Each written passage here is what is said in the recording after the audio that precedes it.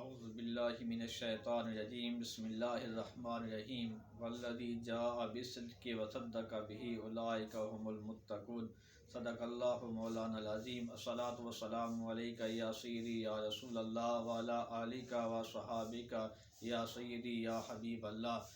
برادران اسلام، آج چونکہ 22 جمادی الثانی ہے اور حضور تاجدار صداقت، حضور یار غار و یار مزار جناب سیدنا صدیق اکبر رضی اللہ تعالی عنہ کا یوم وصال ہے، تو آج اسی مناسبت سے آپ کی بارگاہ میں نذرانۂ عقیدت پیش کریں گے، وہ بھی ضیاء النبی شریف سے ہی، جو کچھ حضور ضیاء الامت حضرت جسٹس پیر محمد کرم شاہ الازہری رحمۃ اللہ تعالی علیہ نے آپ کے بارے میں ضیاء النبی شریف کے اندر لکھا ہے، وہ ہم سامعین کے سامنے گزارش کریں گے۔ تو حضرت محترم سیدنا صدیق اکبر رضی اللہ تعالی عنہ حضور علیہ الصلوۃ والسلام کے سچے ساتھی تھے۔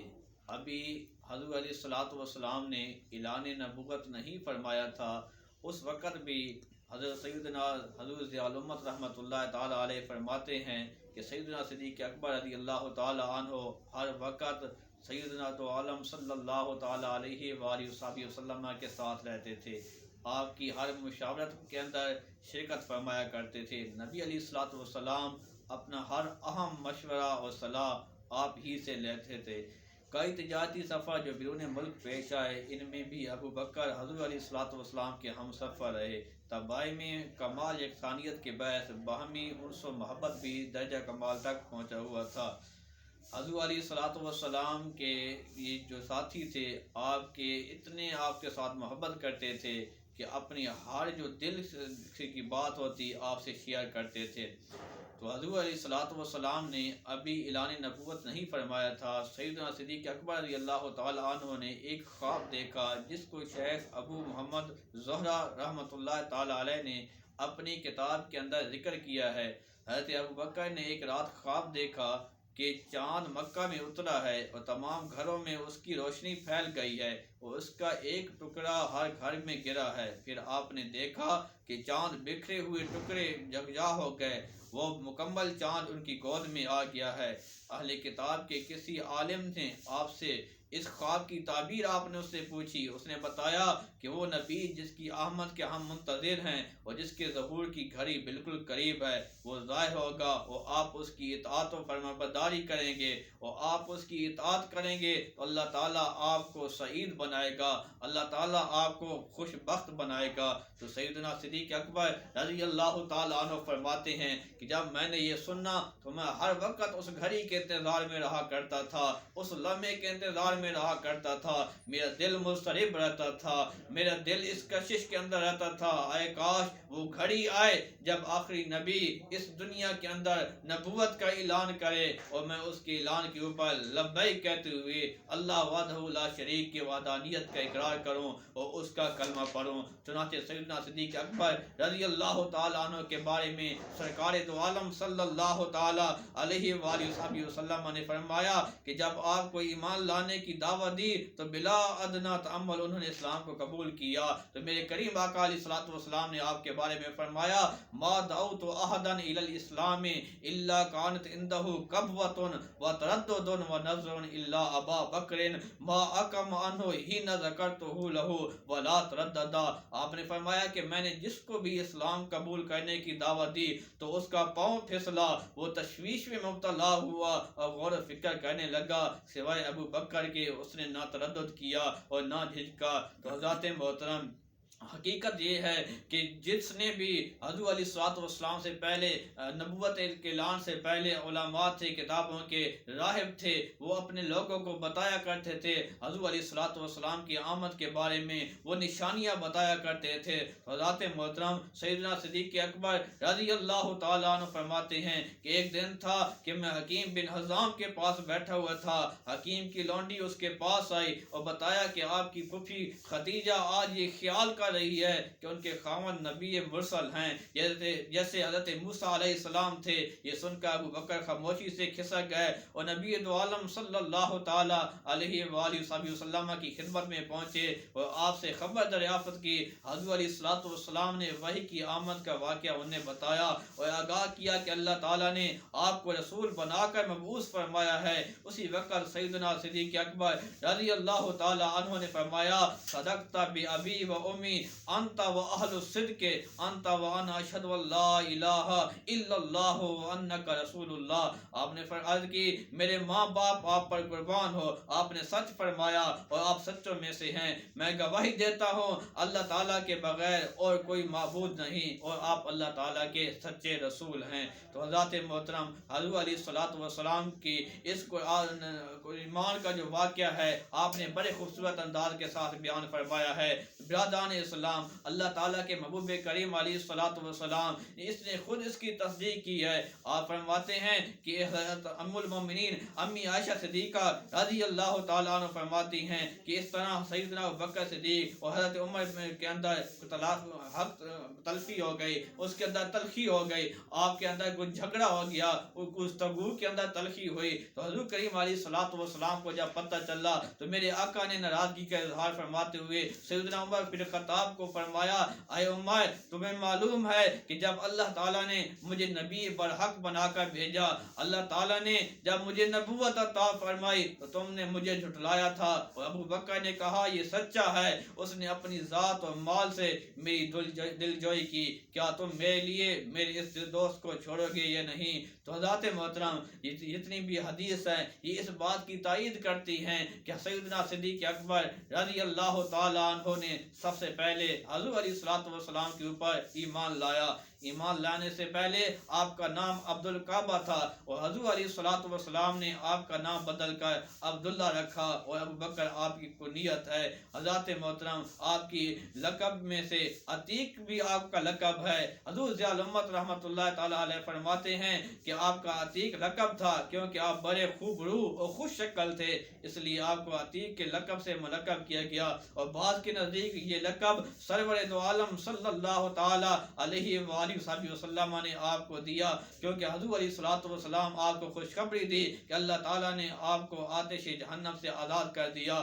برادران اسلام، جب سیدنا صدیق اکبر رضی اللہ تعالیٰ عنہ نے اسلام قبول کیا تو اسلام لانے کے بعد جتنے بھی مال تھا، مال کی ضرورت پڑی تو بھی اللہ کے نبی کے قدموں میں نچھاور کیا۔ اگر اولاد کو پیش آنا پڑا اسلام کے لیے تو اس کو بھی قربان کر دیا۔ سیدنا صدیق اکبر رضی اللہ تعالیٰ عنہ نے پوری محنت کے ساتھ اسلام پھیلانے میں اور اسلام کی خدمت کرنے میں حضور علیہ السلام کا ساتھ دیا۔ سیدنا صدیق اکبر رضی اللہ تعالیٰ عنہ جب بھی حضور علیہ السلام نے کسی جنگ کے موقع پر مال کا مطالبہ کیا کہ لوگوں اسلام کے لیے مال کی ضرورت ہے تو سیدنا صدیق اکبر رضی اللہ تعالیٰ عنہ سارا گھر کا سرمایہ اٹھا کر اللہ کے نبی کے قدموں میں ڈھیر کر دیتے ہیں۔ میرے آقا پوچھتے ہیں اے ابو بکر گھر میں کیا چھوڑ کے آئے ہو؟ تو حضرت سیدنا صدیق اکبر رضی اللہ تعالیٰ عنہ عرض کرتے ہیں اللہ و رسولہ یا رسول اللہ صلی اللہ علیہ وسلم، گھر میں اللہ اور اللہ کے رسول کا نام چھوڑ کر آیا ہوں۔ تو برادران اسلام، سیدنا صدیق اکبر رضی اللہ تعالیٰ عنہ حضور علیہ السلام کے ایمان لانے میں بھی آپ کے ساتھ تھے، ایمان سے پہلے بھی آپ کے ساتھ تھے، اور جب حضور علیہ السلام نے اسلام کو پھیلانے کے لیے آپ نے محنت کی تو بہت سے لوگ آپ کے دشمن ہو گئے۔ آپ نے ہر ایک کا مقابلہ کیا، اپنے خاندان والوں کا مقابلہ کیا۔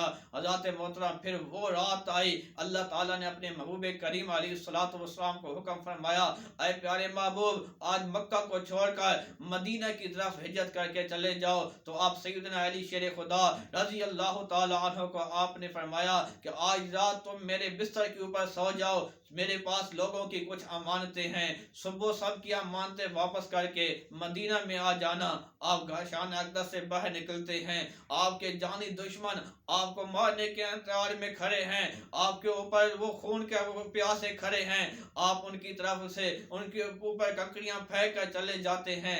آپ نے جب وہاں سے گئے کسی کو نظر نہ آئے، جو صبح انتظار میں تھے کہ آج نعوذ باللہ من ذالک محمد عربی نکلیں گے، ہم نعوذ باللہ من ذالک ان کو شہید کر دیں گے، ان کے ناکام ان کے جو پاک عزائم تھے اللہ کریم نے ان کو ناکام کر دیا۔ آپ سیدنا صدیق اکبر رضی اللہ تعالی عنہ کے پاس جاتے ہیں تو سیدنا صدیق اکبر رضی اللہ تعالی عنہ اسی انتظار میں تھے۔ آپ کو جب پتہ چلا تھا کہ جب ہجرت کی رات آئے گی اللہ کے محبوب آپ کے ساتھ ہوں گے، آپ اللہ کے محبوب کے ساتھ ہوں گے، آپ اس گھڑی کے اندر انتظار میں رہا کرتے تھے۔ تو برادران اسلام سیدنا صدیق اکبر رضی اللہ تعالی عنہ اور حضور دو عالم سرور دو عالم صلی اللہ تعالی علیہ وآلہ وسلم جاتے ہیں۔ پھر وہ مقام آتا ہے جب آپ غار کے اندر تشریف لے کر جاتے ہیں، غار کے اندر بھی سیدنا صدیق اکبر رضی اللہ تعالی عنہ کی قربانی دیکھیں۔ آپ سب سے پہلے تشریف لے کر جاتے ہیں، غار کو صاف کرتے ہیں، غار کے اندر جتنے بھی سوراخ تھے سب سوراخوں کو اپنا کپڑا پھاڑ کر بند کیا، سوائے ایک سوراخ باقی رہ گیا۔ باقی رہ جانے کی وجہ سے آپ نے سوچا اس کو بھی بند کرنا چاہیے۔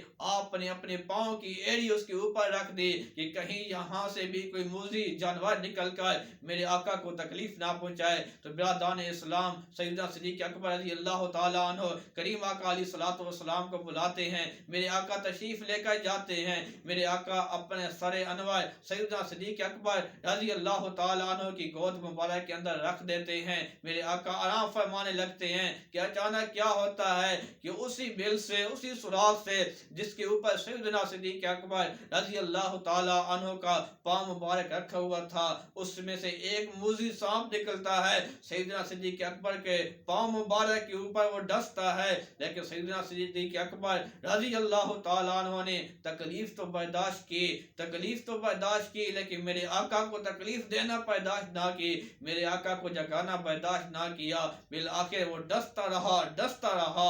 ایسا مقام آیا کہ اس کا جو زہر تھا سیدنا صدیق اکبر رضی اللہ تعالی عنہ کے پورے جسم میں حلول کر گیا۔ تو سیدنا صدیق اکبر رضی اللہ تعالی عنہ کی آنکھوں سے بے ساختہ آنسو نکل آئے۔ تو برادران اسلام وہ آنسو جب میرے کریم آقا علیہ الصلوۃ والسلام کے رخ انور کے اوپر گرے، میرے آقا بیدار ہو جاتے ہیں۔ میرے آقا پوچھتے ہیں اے ابو بکر کیا ہوا ہے؟ تو سیدنا صدیق اکبر رضی اللہ تعالی عنہ سب کچھ بیان کرتے ہیں۔ تو میرے آقا کریم علیہ الصلوۃ والسلام اسی وقت اپنا لعاب دہن مبارک سیدنا ابو بکر صدیق رضی اللہ تعالی عنہ کے پاؤں مبارک کے اوپر لگاتے ہیں۔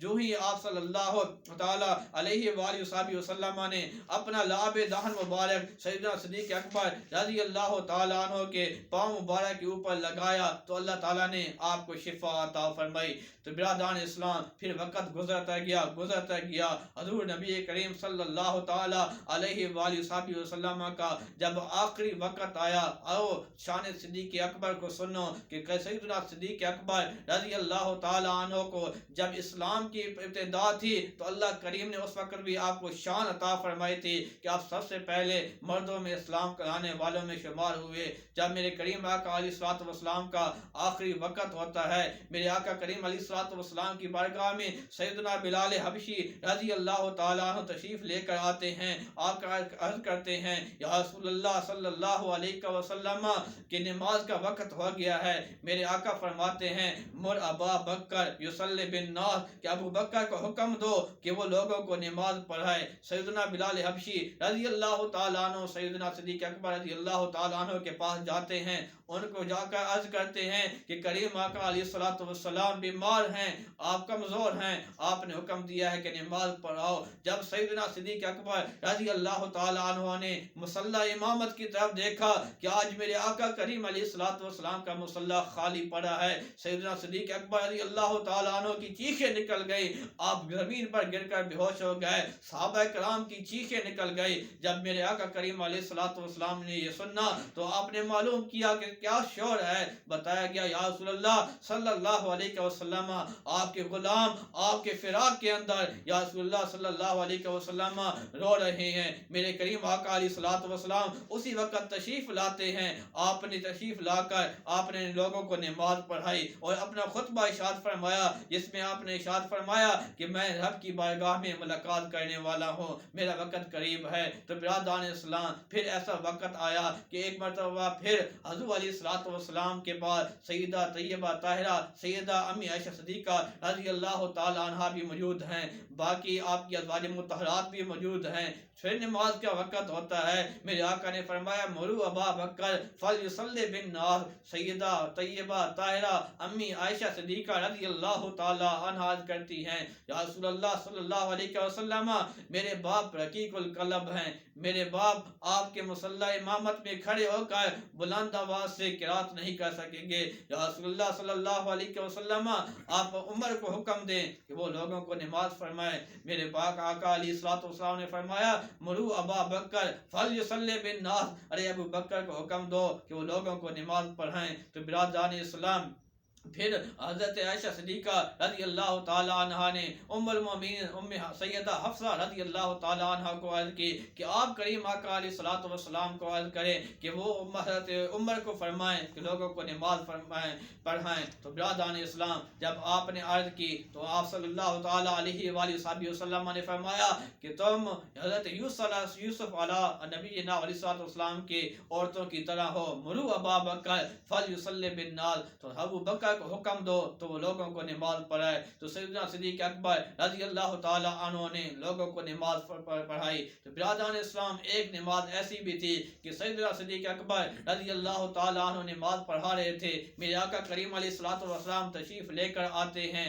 जब मेरे करीम आका आए, सैयदना सिद्दीक़ अकबर रज़ियल्लाहु ताला अन्हु ने जब आहट सुनी तो आप पीछे आने लगे। मेरे आका ने हुक्म फरमाया, इशारा फरमाया कि ठहरो, नमाज पढ़ाते रहो। मेरे आका आकर दाएं जाने बैठ जाते हैं। सैयदना सिद्दीक़ अकबर रज़ियल्लाहु ताला अन्हु से आगे होकर मेरे सैयदना सिद्दीक़ अकबर रज़ियल्लाहु ताला अन्हु मेरे करीम आका अलैहिस्सलातु वस्सलाम की इक्तिदा में नमाज पढ़ रहे हैं और सारे सहाबा सैयदना सिद्दीक़ अकबर रज़ियल्लाहु ताला अन्हु की इक्तिदा में नमाज पढ़ रहे थे। ये वाहिद नमाज थी जो एक जमात थी जिसके दो इमाम थे। तो बिरादरान इस्लाम सैयदना अली शेर खुदा रज़ियल्लाहु ताला अन्हु ने ये फरमाया था कि जिसको मेरे करीम आका ने दीन के मामलात के लिए इमाम बनाया है, हम दुनिया के मामलात में भी उनको अपना इमाम तस्वर करते हैं। तो बिरादरान इस्लाम आज सैयदना सिद्दीक़ अकबर रज़ियल्लाहु ताला अन्हु का यौम विसाल है। हम रब करीम की बारगाह में दुआ करते हैं कि अल्लाह ताला आपके दर्जात में बुलंदी अता फरमाए और जिस तरह आपने इस्लाम के लिए कुर्बानियाँ दी हैं, जिस तरह आपने इस्लाम के लिए अपनी खिदमत पेश की हैं, अल्लाह ताला हमें भी आप जैसा जज्बा अता फरमाए, हमें भी इस्लाम के रास्ते पर चलने की तौफीक अता फरमाए। व आखिर दावाना अल्हम्दुलिल्लाहि रब्बिल आलमीन।